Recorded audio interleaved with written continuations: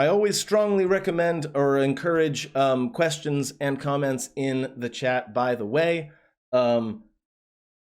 This video is kind of nice. I enjoy doing it. It's relaxing, but it's easier for me to understand what questions I need to answer if I see questions in the chat. Multi-digit addition.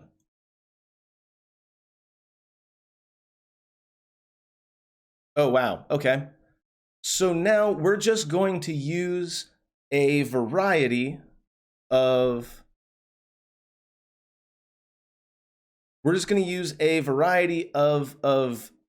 possibilities, of techniques, of whatever, to just do the addition, right? And in this case, we're probably just going to line it up top to bottom. And in fact, I think we're going to do that right now. All right, 17,346, 92,601. Because I haven't done one this large just yet, I will go ahead and go through step by little step, and then I will pick up the pace as we continue through the topic, okay? 4th grade was the first grade I wasn't homeschooled, so this is actually the stuff I get generally. Yeah, that's fair. 4th grade is the first grade when I went to public school. Before that, I went to a private school, which, because of very affluent families and because of very small class sizes, I had a fairly huge advantage coming into public school, which got me bullied a lot, but that's a story for another time. So, looking at this column by column, digit by digit. 6 plus 1, well, that's 7. 40 plus 0, well, that's 40. 300 and 600 is 900. 7,000 and 2,000 is 9,000. And then 10,000 plus 90,000 is 100,000. Our answer is 109,947. With numbers this large, really it's just down to either write it down or use a calculator. I would not encourage students, unless they happen to enjoy that sort of thing, which is fine. You should encourage it, but I would not like look at students and say you got to do this in your head. That's silly. That's nonsense. And in fact, 4th grade is hopefully going to be the last time when we're really going to have to write it down step by step. After this, I'm thinking that problems like this use a calculator. All right, I'm going to go ahead and put that in. 109,947.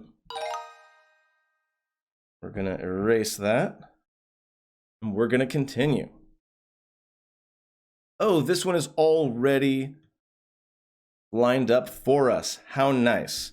We have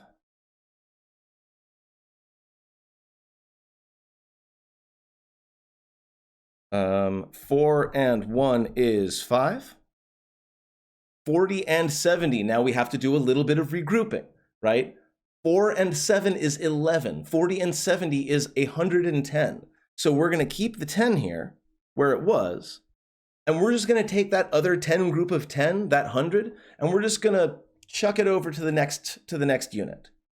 That's where the whole carrying the 1 idea comes from. That's what people mean when they say that. 9 and 1, 900 and 100. Well, that's 1,000, so same deal. We put a 0 down there, carry the 1. 8, 9, 10, 11. A lot of 1 carrying in this problem, it looks like. 5 and 7 is 12, and 1 is 3. I'm sorry, 13. A lot of 1 carrying. And finally, 1 plus 1 is 2. Our answer is 231,015. Honestly, these are the kinds of problems that I resented as a kid. This feels like busy work to me. These are the kinds of problems I don't like. A lot of folks go on rants on social media about Common Core problems and how they don't like them. This is the kind of thing I grew up with, and this is the kind of thing I don't like. I don't see a lot of value in problems like this. A little bit of practice to understand the patterns, fine, but I hope that we don't, focus on this too much. And I don't think that teachers should spend a lot of time focusing on how to do that, without mistakes or whatever. Just remember that everyone has a calculator in their pocket these days. 231,015.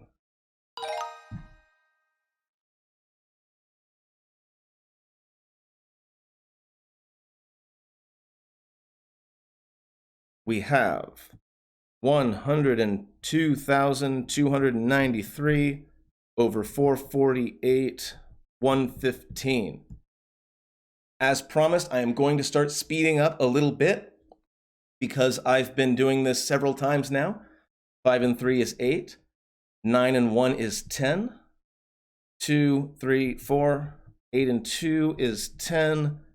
4 and 1 is 5, and another 5. 550,408. I am doing this very quickly because I have a lot of practice at this, and it is literally that and nothing else. There is nothing about this that can't be learned through a lot of practice. I don't think that you should, again, focus on this for huge amounts of time, but it is pretty trivial to get very, very fast at this, and it does feel good to solve complicated looking problems if that's what a student's into.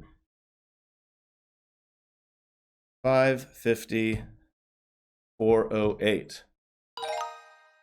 Besides, sooner or later I'm going to get one wrong.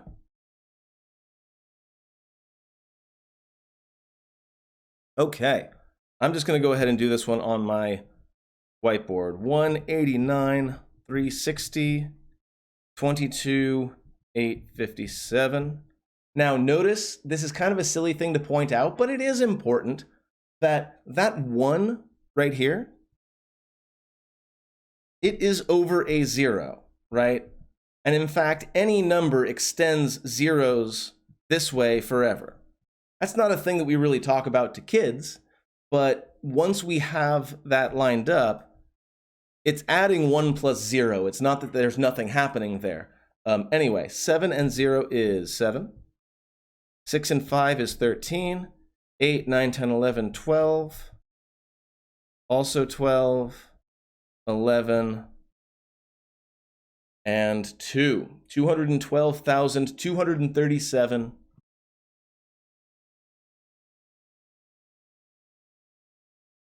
Is the answer I got. Oh, right after I say I'm going to get one wrong, I get one wrong. Let's see what I got wrong. 17. Oh, haha, this is what happens when you go quickly. Right there. I said 6 plus 5 is 13. That's me. I said that. Have your fun. Math teachers mess up too. That's important to know, though. Easy enough mistake to make.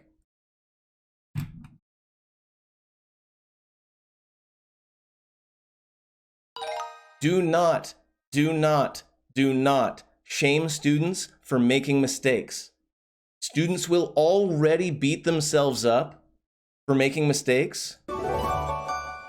And the number of times I've seen students beg my forgiveness for being stupid because they made a very easy to make mistake breaks my heart every single time. Mistakes are good. Mistakes are okay.